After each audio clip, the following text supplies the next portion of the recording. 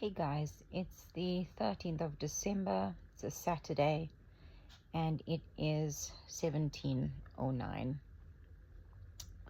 Today I attended a funeral of an old friend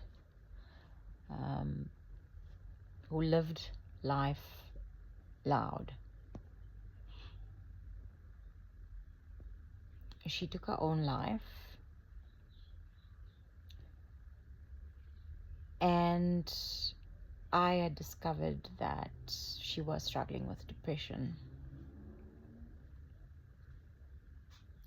It was, and this is just now based on me and my journey with anxiety and depression.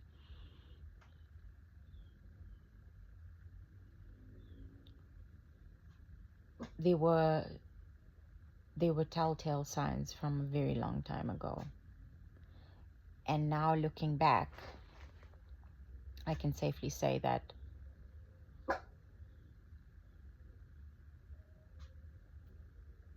she had been depressed and hypervigilant and overfunctioning for a very, very long time. Friends and family were saying, I should have called, I should have checked in, I should have. And the reality is, you can call and check in, but if that individual is not being completely honest with themselves and not honest about how dark of a place they're in, and just how traumatized they've become or have been for the longest time, over functioning, being hypervigilant, filling everyone else's cup but your own. You can call and check in on that person, but if that person is not open to sharing with you what they are truly going through and how truly dark it is,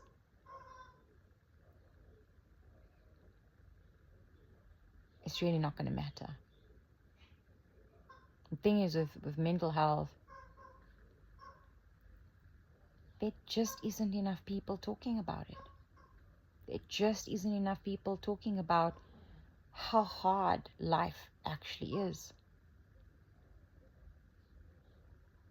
How we sometimes end up settling and accepting the crumbs left by people. How we shrink ourselves and make ourselves small to fit into someone else's box and someone else's world, instead of staying true to who we are.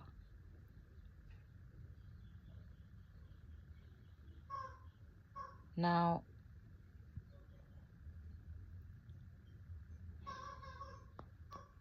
I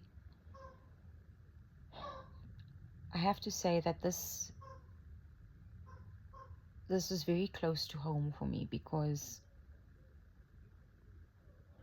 I can almost imagine what she must have felt in the hours leading up to taking her own life.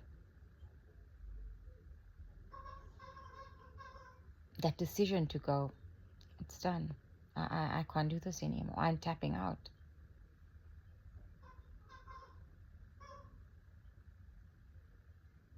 The hopelessness, the helplessness, the grief, because to be quite honest, I grieved for me. I'd lost my spirit, my spark. I lost me because I was pouring into so many people but me. I'd forgotten what me looks like, what me likes. I forgot all of that. And so I believe it would have been a matter of time for me before I tapped out.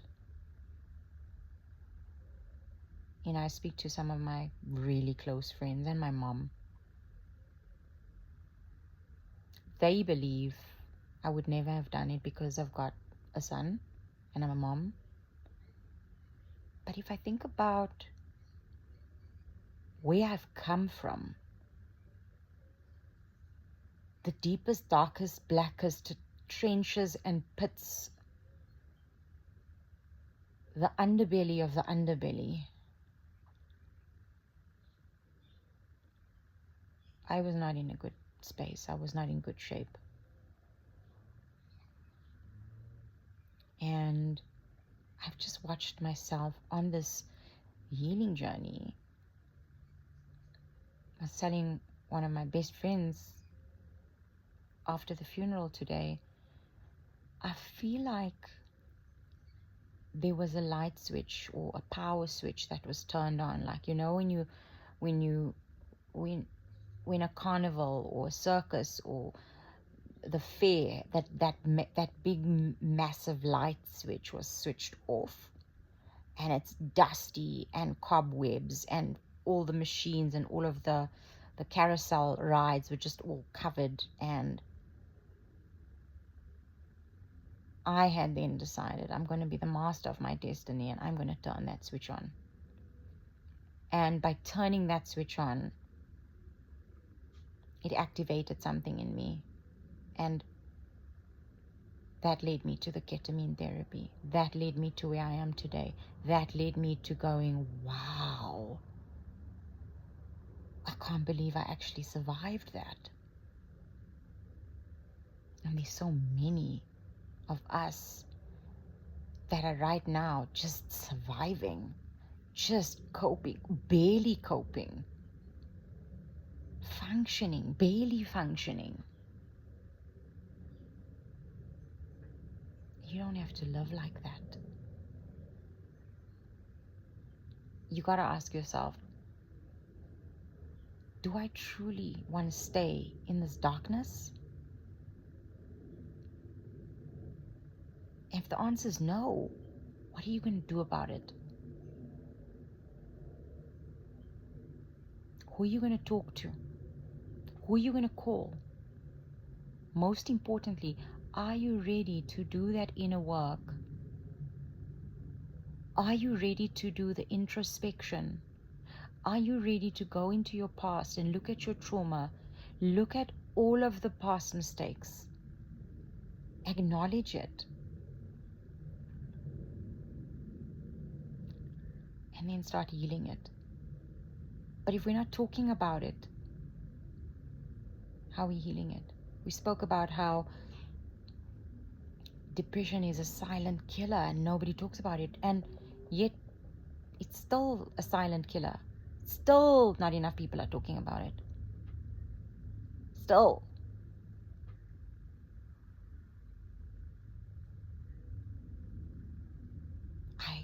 I don't want to be muted, and I don't want to be silenced, and I want to speak my truth. I want to hold my head high. I want to not just survive, I want to thrive. But in that, I want others to see that anybody can pull themselves out of this darkness. For me, it was removing myself out of a very toxic situation. For me, there were people that I had outgrown a long, long time ago that I insisted on keeping around, or things or situations and habits that I'd outgrown them. Why was I still set and insistent on repeating, rinse, repeat the cycle over and over and over again? It was making me more and more sick. And it wasn't going to come out as depression and suicide, it was going to come out as a cancer or an autoimmune disease, as scientists have now discovered. And I just genuinely couldn't anymore. I couldn't carry myself. I couldn't carry my spirit. I couldn't carry my soul. I couldn't carry anything. I was just depleted. We should be speaking about this more. If you're ashamed to say, I think I may be depressed, I think I may have mental health issues, you need to be brave enough to actually admit it to yourself first. Acknowledge it. And once you've acknowledged it, and you've made peace that this is what I have,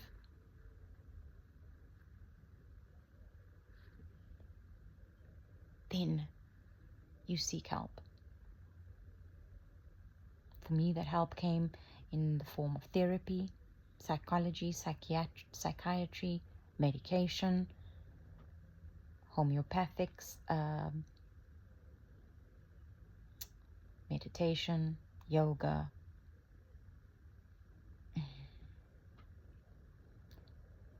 PMR, TRE, somatic exercises. But nothing's changed my life more than the ketamine therapy. And yesterday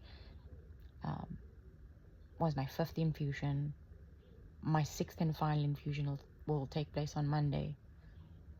But already the light that I felt was dead and could not be turned back on, that I thought had completely short-circuited and I would never see that old Lucia again, that was something I told myself. It was a lie. And now the truth is, I am here and I'm back. I am grateful that I was able to find my therapy center and go through this ketamine journey. Because I can truly say that this, along with some lifestyle changes, has changed my life. Just don't stay silent. Don't be quiet. Don't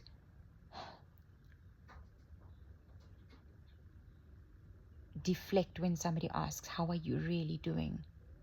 Be honest about how you're really doing. Why are we ashamed? Why do we feel like it's a sign of weakness? Why do we feel like it's you don't want to be a burden? You're most certainly setting yourself up for death, for suicide, for some autoimmune disease or cancer, burnout. Say something.